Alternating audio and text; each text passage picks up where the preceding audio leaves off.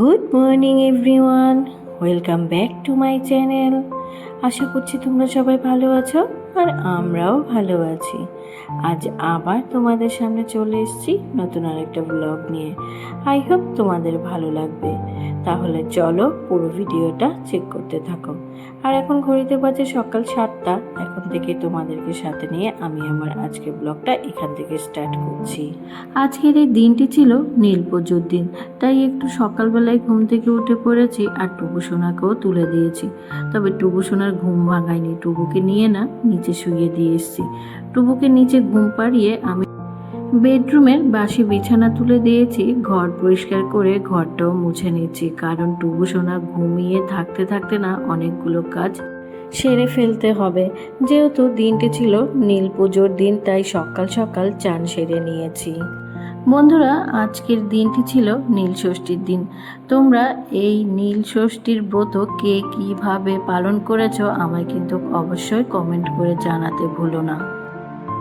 সন্তানের মঙ্গল কামনায় এই নীল ষষ্ঠীর ব্রতটি পালন করা হয়, তো আমিও আমার সন্তানের মঙ্গল কামনায় এই নীল ষষ্ঠীর ব্রতটি পালন করেছিলাম।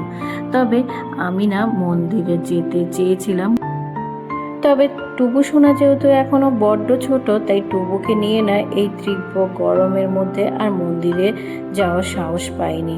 তাই টুবুকে নিয়েই এই বছর বাড়ির ঠাকুরের মাথায় জল ঢেলে টুবু সোনার জন্য মঙ্গল কামনা করেছি বাবা ভোলানাথের কাছে।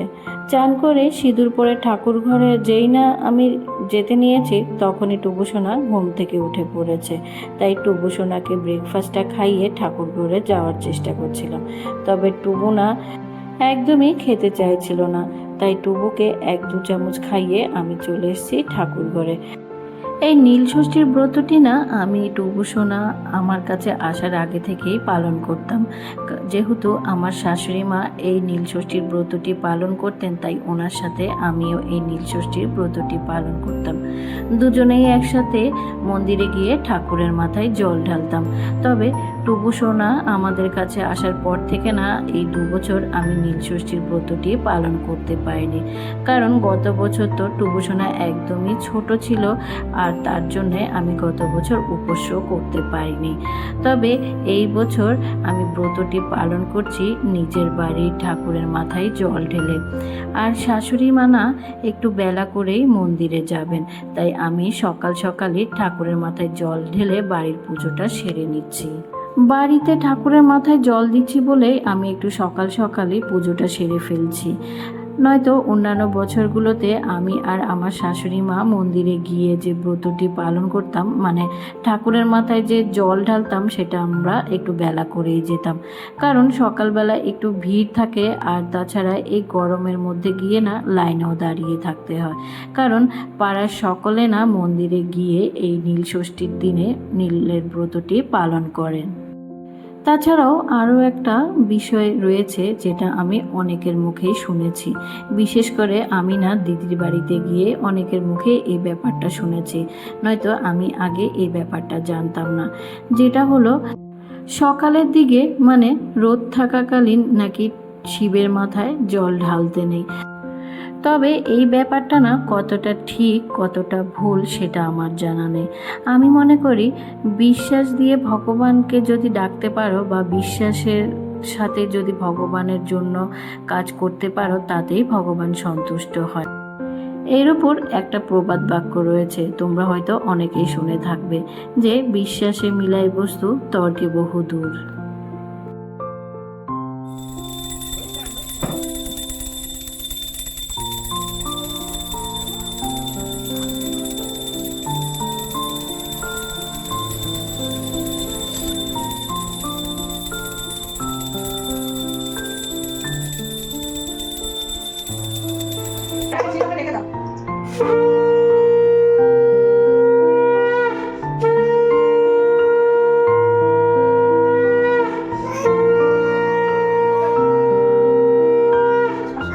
টুবু সোনাকে ব্রেকফাস্ট খাইয়ে মার কাছে রেখে ঠাকুর ঘরে এসেছিলাম পুজো দিতে।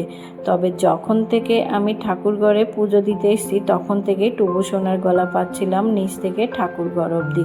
তাই কিছুক্ষণ পরে না টুবু সোনাকে নিয়ে এসেছিলাম ওপরে। তবে টুবু সোনাকে রেখে যে আমি পুজো করব বা যে কোনো কাজ করব সেই সাধ্য বা উপায় আমার নেই, কারণ টুবু সোনা এতটাই গুড বয় হয়ে থাকে। তার জন্য মা এসেছিলেন, সাথে সাথে টুবু সোনাকে দেখছিলেন, আর আমি পুজোটা সেরে নিয়েছি। এর মধ্যে গঙ্গা জলের মধ্যে দুধ, ঘি, মধু, অগরু, সিদ্ধি সব কিছু দিয়ে আমি আমাদের ঠাকুরের মাথায় জল ঢেলেছি আর সব কিছু রেডি করে ঘটে দিয়ে দিয়েছি। আর তার সাথেও রয়েছে ফুল, ফল, ধূপকাঠি, মোমবাতি, মানে যা কিছু প্রয়োজন, কারণ সব কিছু রেডি করে ব্যাগে পুড়িয়ে দিয়েছি শাশুড়ি মায়ের জন্য। মা না 2টোর দিকে যাবেন মন্দিরে ঠাকুরের মাথায় জল ঢালতে। দিনটি যেহেতু ছিল নীল ষষ্ঠীর দিন, পুজোর দিন, তাই ভেজ রান্না করে নিয়েছি। ডাল করেছিলাম, উচ্ছে ভাজা, আর সাথে করেছি আলু সেদ্ধ। কোনো রকম রান্নাটা করে নিয়ে টুবু সোনাকে জুস খাইয়ে দিয়েছিলাম। টুবু সোনা ঘুমিয়ে পড়েছিল, আর এর মধ্যেই টুবু সোনা আবার ঘুম থেকে উঠে পড়েছে। এর মধ্যে অনেকটা সময় পেরিয়ে গেছে, মা না রেডি হয়ে নিয়েছেন মন্দিরে যাবে বলে। তবে টুবু সোনা যেই ঘুম থেকে উঠে দেখেছে নামু শাড়ি পরে আছে, টুবু না ঘুম থেকে উঠে গিয়ে সোজা গিয়ে নিজের জুতো বার করে নিয়ে গেটের সামনে গিয়ে দাঁড়িয়ে আছে। সেও যাবে নামুর সাথে বেরু। টুবুকে আটকায় কার সাথ দিয়েছে, তাই না মার বাবা লাস্ট পর্যন্ত বেরোতে পারেনি। টুবু না আজ একটু অড টাইমে ঘুমিয়ে পড়েছিল, তাই টুবু সোনা উঠতেই টুবুকে লাঞ্চটা খাইয়ে দিয়েছিলাম। তবে যতটুকুনি টুবুকে একটু জোর করে খাইয়েছি, টুবু না বমি করে আবার পুরোটাই ফেলে দিয়েছিল, কারণ টুবু সোনার জ্বর হওয়ার পর থেকে না রুচি একদমই নষ্ট হয়ে গেছিল। টুবুকে কোনো রকম করে আমি রেখেছিলাম, ভুলিয়ে মা আর বাবা লুকিয়ে বেরিয়ে পড়েছিল। বন্ধুরা, তোমাদের সাথে এখন আবার দেখা হচ্ছে সেই বিকেলবেলা। এখন ঘড়িতে বাজে বিকেল 6টা। নামু মন্দির থেকে ফিরে এসে যেই সাবু মাখা খাচ্ছিলেন আর তার সাথে পুজোর সামগ্রী দেখে না টুবু সোনা ঠাকুর ভেবে নামুকে প্রণাম করছিল। টুবুকে কতক্ষণ নামুর কাছে রেখেছিলাম, তারপর টুবু সোনাকে ঘুম পাড়িয়ে দিয়েছিলাম। টুবু সোনা ঘুম থেকে উঠতে আবার দাদানের সাথে বায়না জুড়েছে সে বেরিয়ে যাবে। অগত্যা দাদান বাধ্য হয়ে টুবু সোনাকে নিয়ে বেরিয়েছিলেন।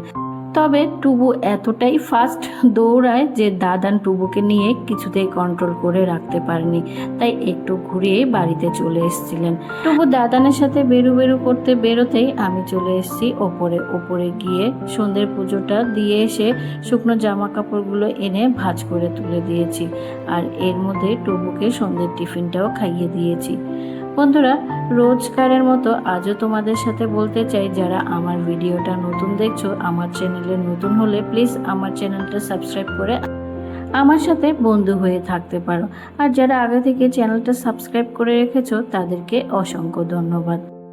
টুবু সোনাকে সন্ধ্যের টিফিন খাওয়াতে যেই গেটের শব্দ পেয়েছে যে বাবা এসছে গেটের সামনে, টুবু সোনা খাওয়া ছেড়ে ছুটে চলে এসছে পাপার কাছে। আর এই তো পাপাকে পেয়েই খেলতে সকলের সন্ধ্যের টিফিনটা সেরে নিচ্ছিলাম। বন্ধুরা, আমার আজকের ভিডিওটা এই পর্যন্তই। আবার আরেকটা নতুন ভিডিও নিয়ে চলে আসব অন্য কোনো দিন তোমাদের সামনে। ততক্ষণ তোমরা সবাই সুস্থ থেকো, ভালো থাকো, আর অল টাইম